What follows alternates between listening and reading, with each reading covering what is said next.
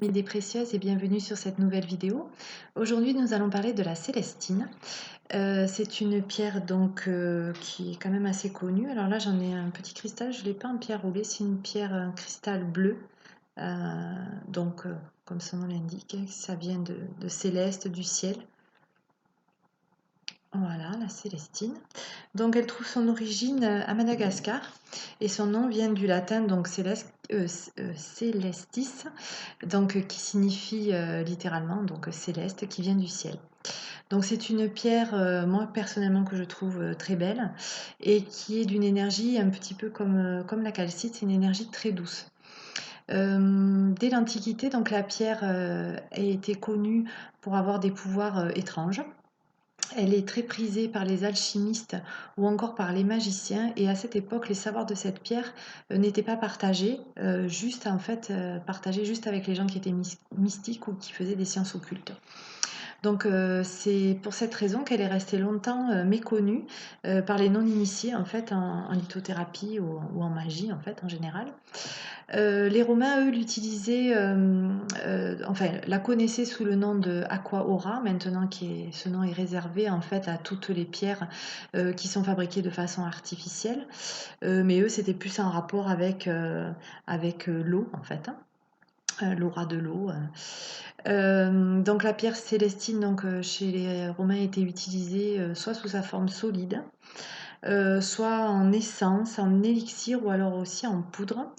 On pouvait trouver de la célestine sur tout le pourtour méditerranéen, en fait. C'est une pierre qui a été distribuée beaucoup, notamment par les Phéniciens, on pense, à travers le pourtour méditerranéen. Et elle est également appelée pierre des anges, toujours en rapport avec le ciel, et reconnue pour ses nombreuses vertus, notamment apportant en fait la paix, la relaxation. Donc sur le plan physique, on va utiliser la célestine pour atténuer tous les maux physiques en fait en général, hein, comme c'est une pierre d'apaisement. Elle va aider à traiter les problèmes auditifs ou les problèmes oculaires, donc tout ce qui est, puisqu'on est sur le chakra de la gorge, hein, donc tout ce qui est en rapport avec ce chakra-là. Elle a également une vertu pour soutenir donc la thyroïde.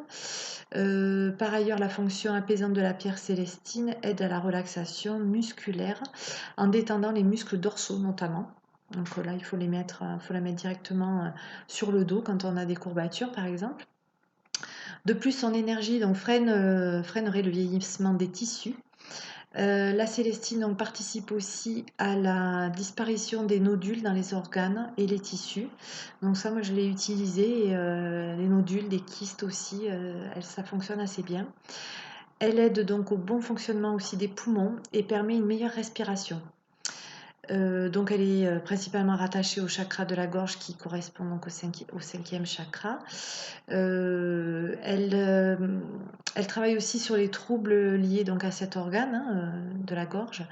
Donc elle peut permettre par exemple d'accélérer la régénération des amygdales quand on a été opéré ou des végétations en fait, hein, toutes les douleurs liées à la gorge. Mais on peut également l'utiliser pour calmer des douleurs de règles aussi, ou encore des maux de tête. La célestine soignerait aussi les troubles liés à la stérilité. Et enfin, elle a une capacité d'action en fait unique de régénération de nos cellules, notamment en cicatrisation. Ainsi, la célestine donc répare les liens naturels des tissus qui ont été rompus ou défaits. Donc tout ce qui est en rapport avec les opérations, elle travaille beaucoup sur la régénération en fait des tissus abîmés. Sur le plan psychologique, elle permet donc d'améliorer le bien-être, de retrouver sérénité, calme grâce à son pouvoir relaxant. C'est une pierre qui est particulièrement recommandée. Enfin, moi, je la recommande beaucoup pour les enfants, les bébés qui ont tendance à pleurer beaucoup, donc les tout petits. Et elle va leur apporter un sentiment de sécurité, un sentiment d'amour maternel. et leur supprimer les angoisses. Donc elle est assez intéressante pour ça. Elle aide aussi à surmonter le sentiment d'inutilité et d'impuissance. Elle permet de prendre confiance en soi afin de nous rendre disponibles pour autrui. Elle permet également d'accéder au sens de la réalité, des responsabilités et en acceptant les obligations matérielles qu'on est obligé de faire chaque jour, hein. La pierre célestine est également une pierre naturelle, créative, donc elle va aussi éveiller, travailler sur notre imagination en permettant d'effacer tout sentiment de doute en fait, ou de trac ou de nervosité qui est lié à la création des fois. Et elle permet aussi d'ouvrir donc le chakra de la gorge et ainsi à régler les problèmes de communication. C'est une pierre qui peut aider beaucoup à la communication pour les gens qui sont timides, renfermés, qui ont du mal à s'exprimer. Elle fortifie les relations amicales, vous voyez la liste est longue, et les relations amoureuses également.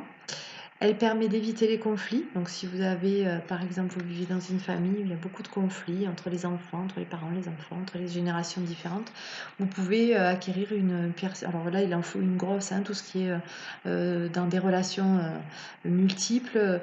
Vous allez acheter un cristal assez gros que vous allez positionner dans la salle à manger, par exemple, ou l'endroit où les gens se réunissent pour manger, pour apaiser et éviter les conflits, notamment à table. C'est intéressant. Donc c'est une pierre naturelle qui fait aussi disparaître la douleur et qui apporte l'amour. Donc sur le plan spirituel, elle amène la sagesse. Elle est très utilisée en méditation pour ça. La paix spirituelle, l'illumination grâce à la vibration qui est très élevée de la célestine. Elle relie la personne donc avec sa propre conscience cosmique. Elle est l'une des pierres les plus utiles pour la recherche d'un sentiment d'union avec l'univers, pour entrer en communication avec cet au-delà qui nous dépasse. La célestine favorise également la clairvoyance, qui permet de débarrasser son esprit des poids qui l'encombrent et qui empêche l'accomplissement de soi, bien souvent.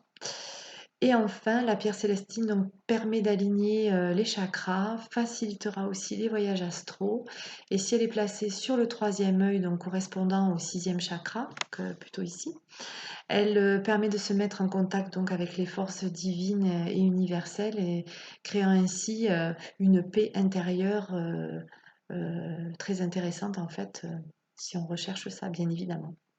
Je vous remercie pour votre attention, je vous souhaite une bonne fin de journée et je vous dis à demain.